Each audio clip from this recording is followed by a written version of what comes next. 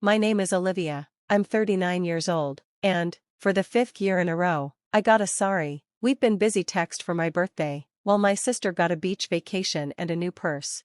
Before I tell you how I finally shut them out and exposed the one secret that made their entire world collapse, let me know where you're watching from in the comments. It started like any other birthday morning. I woke up, and the first thing I saw was the ding of a text message on my phone. It was from my mom, the exact same words as last year and the year before that. I could have recited it from memory. Happy birthday, honey, sorry, we're a little busy, we'll call you soon, love you, just busy. A few minutes later, while I was making coffee, Instagram served up a fresh, glossy picture. It was my sister Megan, grinning from ear to ear on a beautiful sun-drenched balcony overlooking the ocean. In her lap was a brand new Gucci purse. The caption from my mother read, "Celebrating my baby girl's birthday early, nothing but the best for you." The location tag was Charleston, South Carolina. My blood ran cold. It was the same beach house they'd rented for the last 3 years. My birthday is in June, Megan's is in August. They weren't busy, they were on vacation. Celebrating her, forgetting me again. It was a familiar ache, a dull pain I'd lived with my whole life. I was Olivia, the responsible one, the one who got a scholarship, who bought her own car, who never asked for anything. Megan was the fragile one, the one who needed constant support, attention, and apparently, designer handbags.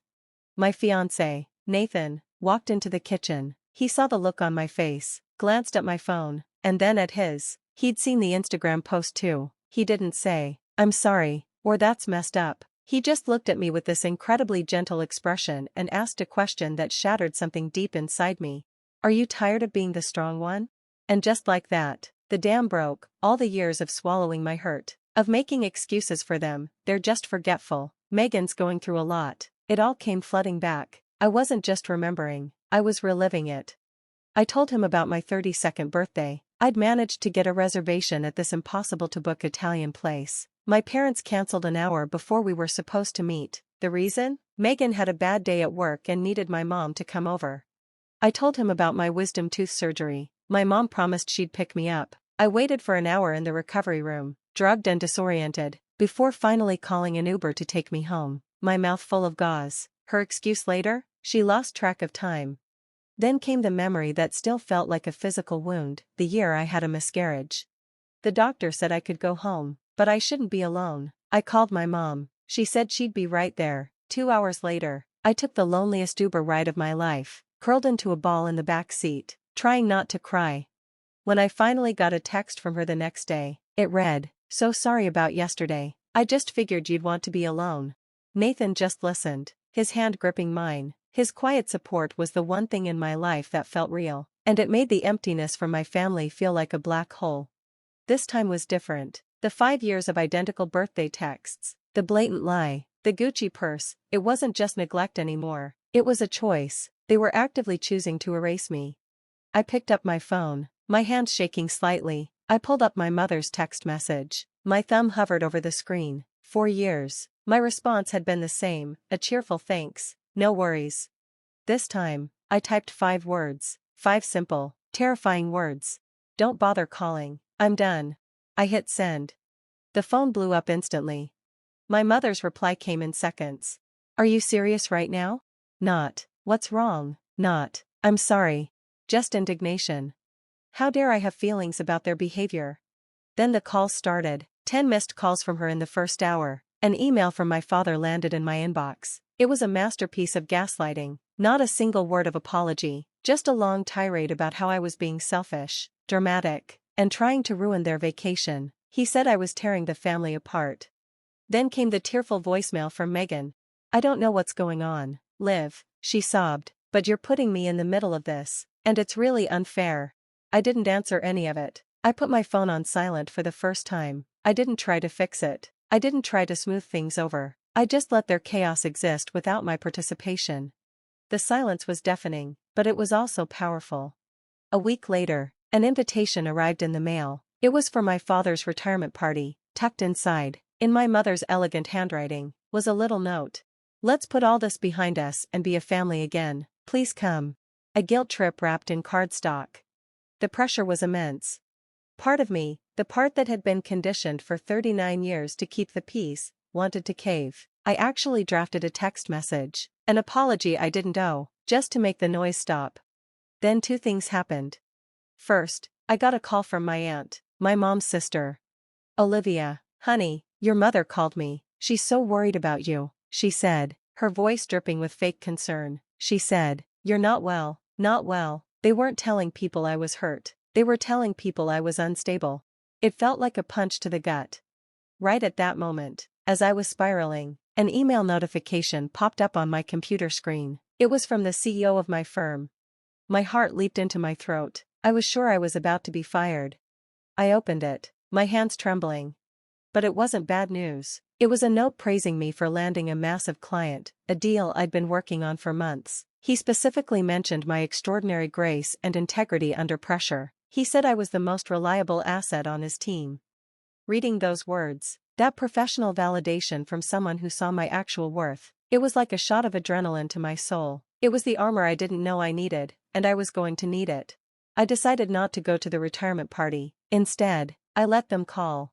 A few days after the party, my mother demanded I come over for a serious talk. I agreed. It was time. I walked into my parents' living room. They were both there, along with Megan, a united front of disapproval.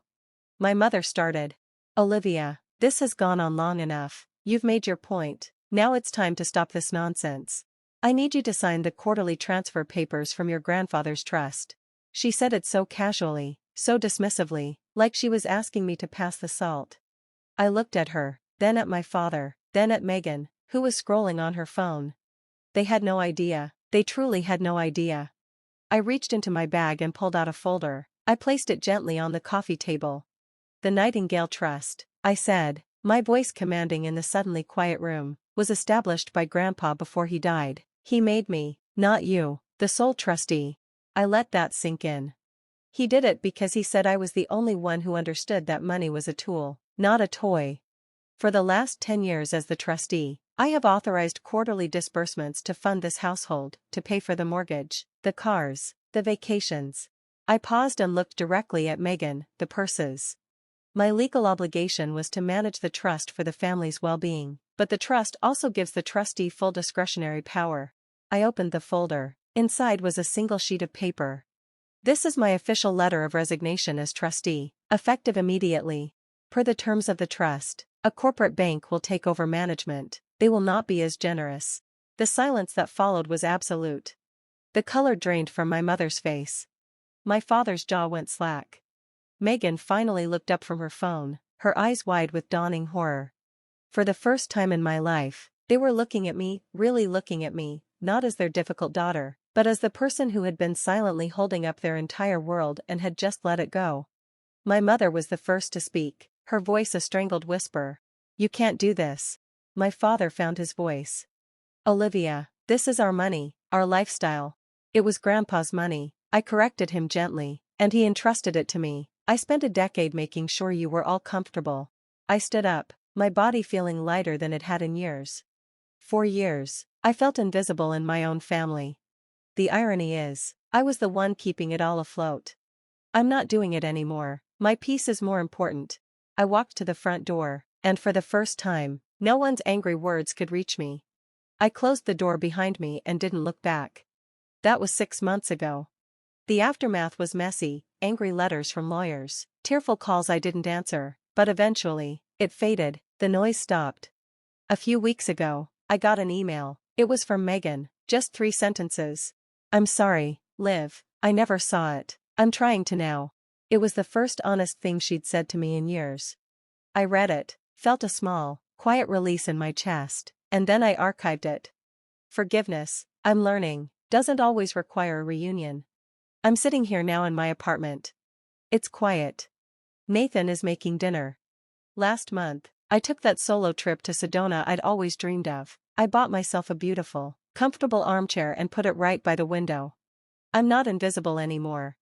I didn't need them to see me, I just needed to see myself.